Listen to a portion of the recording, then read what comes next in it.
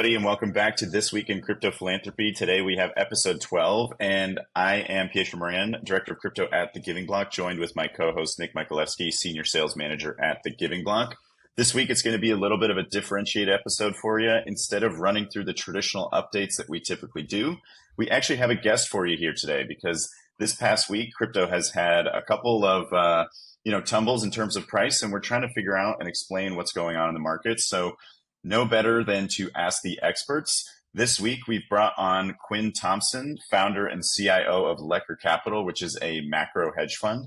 For those listening in that may not be sure what that means, effectively, this is an institutional investor that is looking at public crypto markets and taking a macro view, like a high-level approach to investing in this asset class.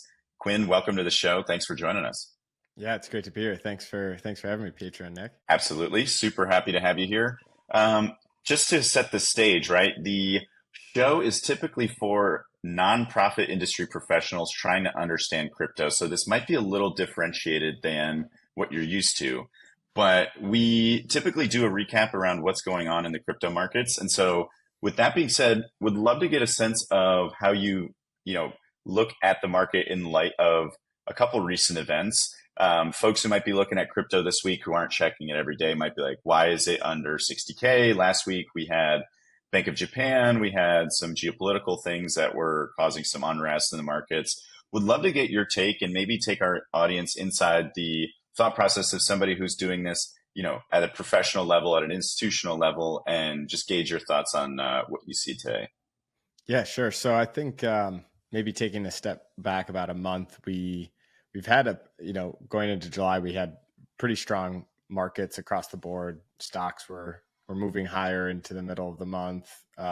Interest rates were contained and pretty actually falling a little bit. We've seen, mortgage rates, people going out to buy homes falling, which provides some level of stimulus. But the crypto markets have not been that strong. One of the reasons for that prior to some of these macro events was large kind of forced selling, and one of those being the German government. We had about $3 billion of very rapidly forced selling of Bitcoin by the German government, which speculation as to why they did it so quickly or executed the way they did, but some budget things for the government that they wanted to raise capital for. And they sold the Bitcoin in a very short amount of time. It was a little bit like a beach ball underwater that as soon as they were done selling, the price catapulted about another 10K higher, which is healthy action.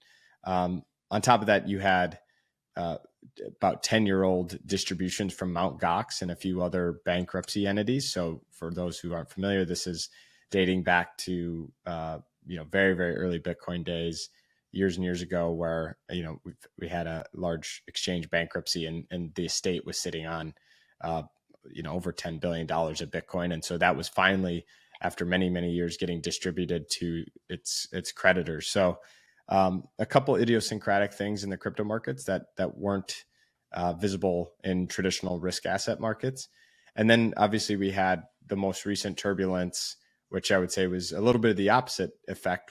This Japanese yen. Bank of Japan tightening monetary policy, raising interest rates above zero for the first time in many years, caused a little bit of a ripple through traditional financial markets that created some selling and liquidations that ultimately caught every risk asset, including oil, commodities, crypto, and was the source of weakness most recently. But I think looking forward, the big question everyone wants to try and decipher is, are Fed interest rate cuts coming? When are they coming? And how big will they be if and when they do? And I think between that and which they should, maybe there's some questions around how powerful they will be once they're here. But I think between that and the upcoming election, which it doesn't really matter whose side you're on, whether it's the Democrat or Republican. Both, it's been a very much healthy transition where both parties are now viewing crypto in a better light than before. taking center stage of as something that voters care about. And so those are two positive things I think on the horizon. And this growth scare that's plaguing markets for now, I think might take a little time to work through, but the medium term is still positive.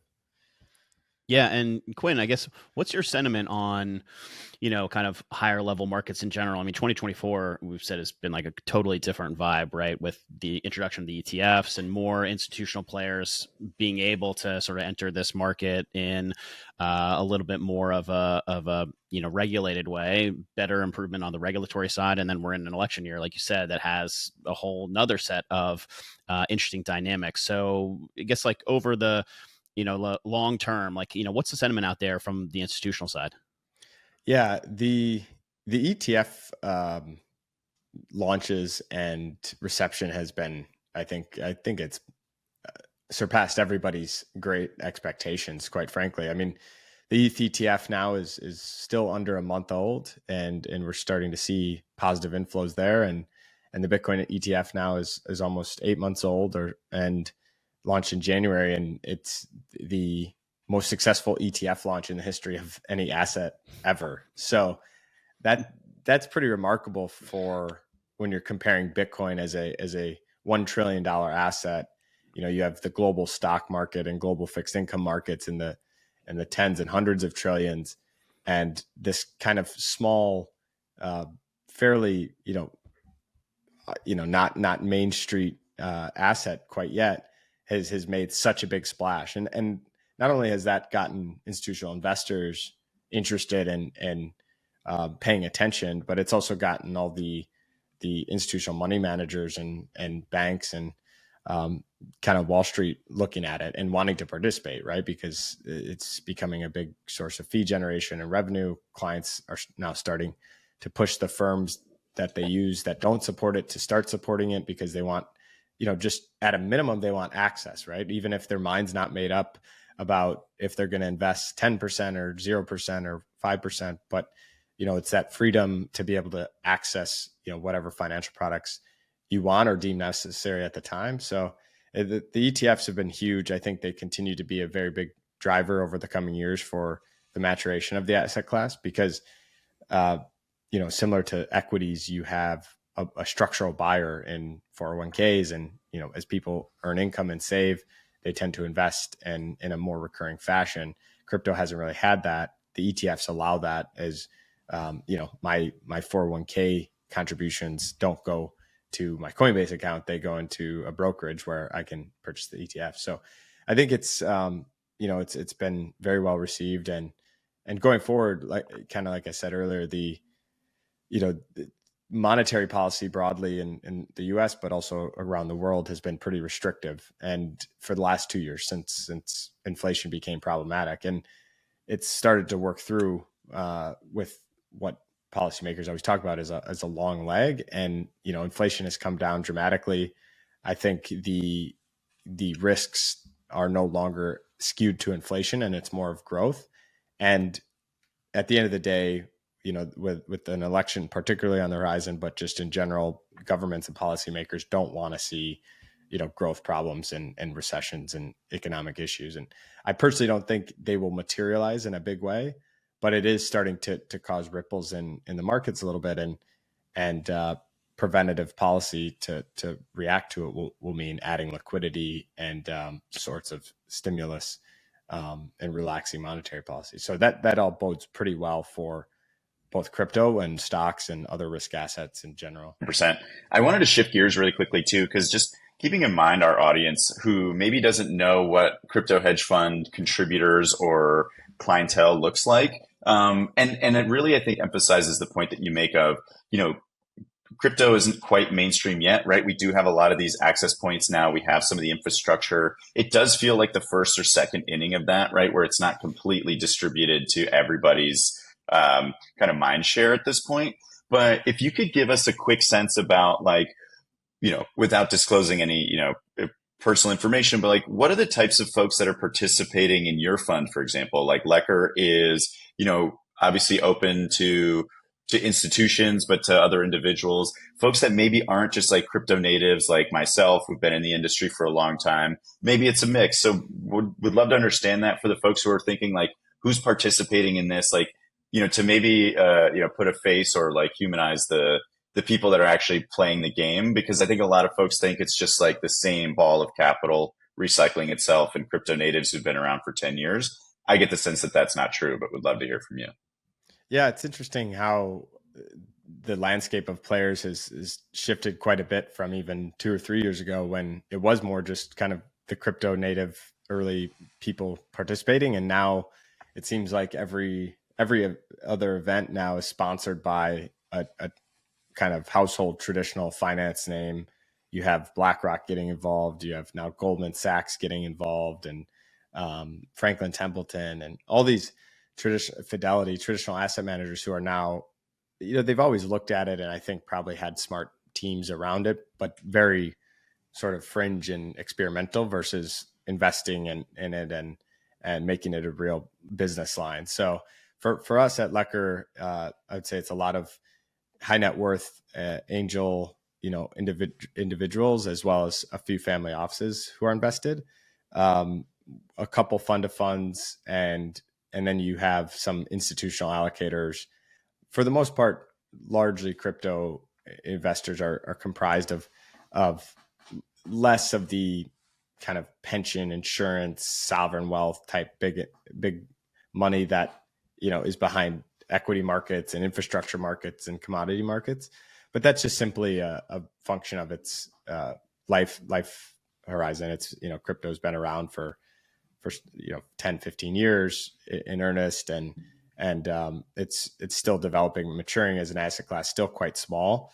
One of the, even, it sounds funny, but preventative measure for some people to participate in terms of the big institutional dollars is simply the size. Like there's large insurance company pensions endowments who have a minimum size, and there's just not enough opportunity at this moment. Crypto market as a whole is not big enough to participate. So for them, it's a little inefficient to spend so much time on something they can't deploy large sums of money into. So it's really time thing. Each year, every kind of cycle that we move through, the space matures. There's more innovation. There's more builders and investors from both sides coming in. And it's a little more grassroots than the rest of the investment world, but every year kind of surprises you in terms of what other big institutions and asset allocators are stepping foot into the arena. Yeah, and do you think that there's sort of is there any kind of like truth to sort of like the Larry Fink effect, where now that there's been sort of an acceptance, right, from the world's largest asset manager, and certainly there are some I don't want to say like regulatory, but like procedural things that are happening. Like, before, the big brokerage houses can start doing this, there's a few more procedural steps, infrastructure steps that have to play out. I think like Morgan Stanley might be starting to be able to talk about these to their clients now that it's passed through compliance and legal and things like that. So I guess two-part question here. Do you think that that's given agency to some of the traditional financial folks to really be able to talk about this in a more sort of normalized way they couldn't before? Do you think we'll continue to see that? And then how much longer do you think it'll take for, the large wirehouses to kind of have everything they need to sort of fold crypto into regular conversations? Yeah, it certainly has an effect. I mean, if you just think about like a qualitative angle, where you're just talking about markets or the economy with some buddies over lunch, and more and more Bitcoin and crypto becomes more and more of that topic. Just it's rising in popularity and adoption. Think about NVIDIA and the AI trend of the last 2 years. As it becomes more prominent and making more people more money, it becomes like, if your brokerage said, "Oh, we don't support NVIDIA, and we actually, sorry, you can't buy AI technology linked equities in our platform." And eventually, when something is performing so well, that's a big deterrent for business and growth, and you're going to have a lot of people asking a lot of questions. And so I think the BlackRock effect is real, because now Bitcoin, it has an ETF every single year, quarterly, monthly, annually. The top performing ETFs and sectors of financial markets are published and always kind of put up side by side next to each other. And Bitcoin has never existed in those comparisons. It's always, S&P 500, NASDAQ, gold, bonds, commodities like oil, and the other traditional asset classes. And now it's an accepted macro asset class where every year it will be put up side by side next to everything else, and given that platform that it wasn't before. And if you do that on a historical basis, Bitcoin has outperformed everything about 80% of years, and oftentimes by large amounts. And so when people start seeing more and more of that, you're getting questions like, why are you not exposed? Why are you not looking at this? Why are you not investing in this? And so it no doubt adds legitimacy. I think, it takes time. It just takes time for people to get comfortable. If you think about, if you're active in crypto and you think about your journey into the space, you probably, between the time you first heard about it and actually invested in it, was oftentimes probably years.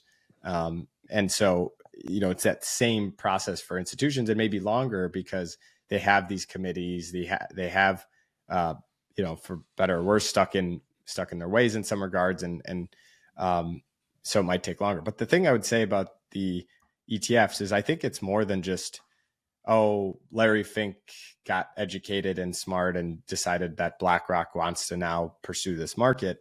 I think there's an underlying read through, which is the reason Larry Fink, obviously there's a revenue opportunity, but it's not making BlackRock much money compared to anything else they're doing. And I guarantee that they're allocating a lot more time and energy than the revenue they're receiving from any of their other products per time and resource allocation. But it's also a sign of product market fit, which is, all right, Bitcoin is $1 trillion asset.